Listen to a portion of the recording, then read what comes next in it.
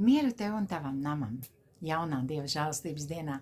Ja tu esi piecēlies, atvēris acis un izdzēris savu rīta kafiju, tu vari pateikties Dievam, tev jau ir par ko pateikties Dievam.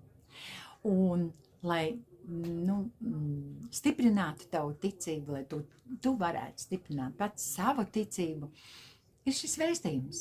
Un šodien es gribu tev uzdot jautājumu. Kā ir tad, kad kontā nav naudas, kad makā nav naudas, un kad liekas, ka viss brūk un jūk?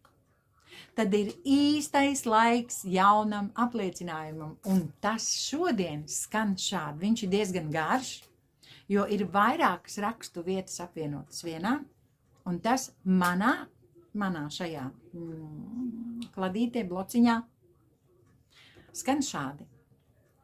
Turība un bagātība būs manā namā vienmēr, jo tā kunga svētība dara mani bagātu bez sevišķām pašas pūlēm, un Dievs spēj dot man visādu žēlastību, ka man ar vienu ir pilnīga iztikšana un pietiekoši paliek pāri labiem darbiem.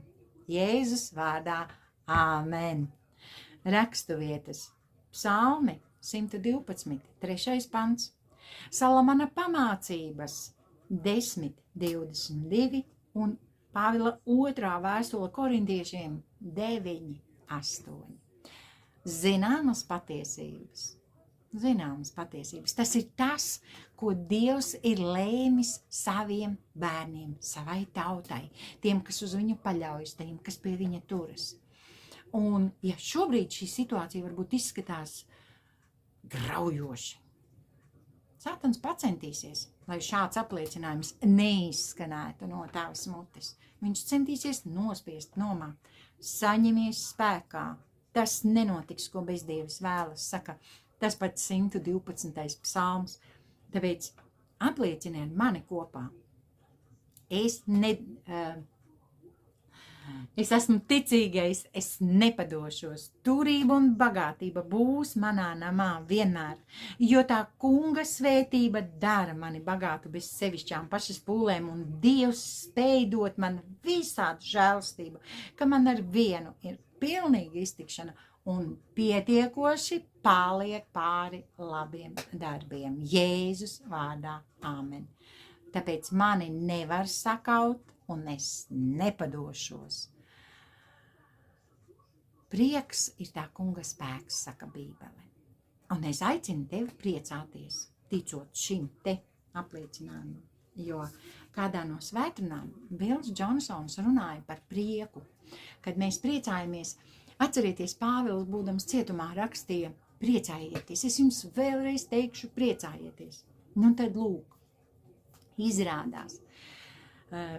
Bills Džonsons kā attēlojumu, kas notiek tajos brīžos, kad mēs priecājamies grūtību vidū, kad mēs slavējam Dievu, kad mēs gavilējam Dievam, lai cik mums smagi būtu, viņš to parādīja, ka es domāju, ka mēs visi esam skatījušies filmas, kurās labais uzvar ļauno un ļaunais tiek sakauts, un to mums māca Bībele, tikai tas, diemžēl, notiek starp cilvēkiem, un ir situācijas, kad kāds no ļaundariem nāk virsū labajam ar nazi vai ar ieroci, un tad notiek kaut kāds šurumburums, un vienā mirklī šis ienaidnieks tiek atbruņots. Lūk, tas notiek ar vēlnu tad, kad mēs priecājamies par Dieva apsolījumiem, kad mēs tiem noticam ar visu savu sirdi. Vēl viņš minēja tādu līdzību.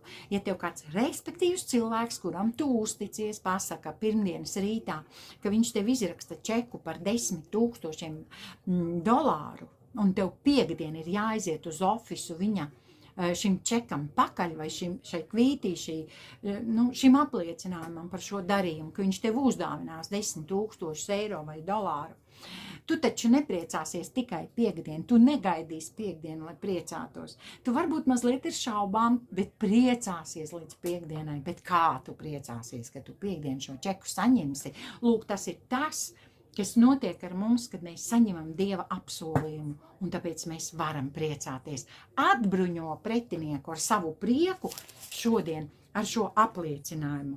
turība un bagātība būs manā namā vienmēr, jo tā kunga svētība dara mani bagātu bez sevišķām pašapūlēm, un Dievs spēj dot man visādu žēlastību, ka man ar vienu ir pilnīga iztikšana un pietiekoši paliek pāri labiem darbiem Jēzus vārdā.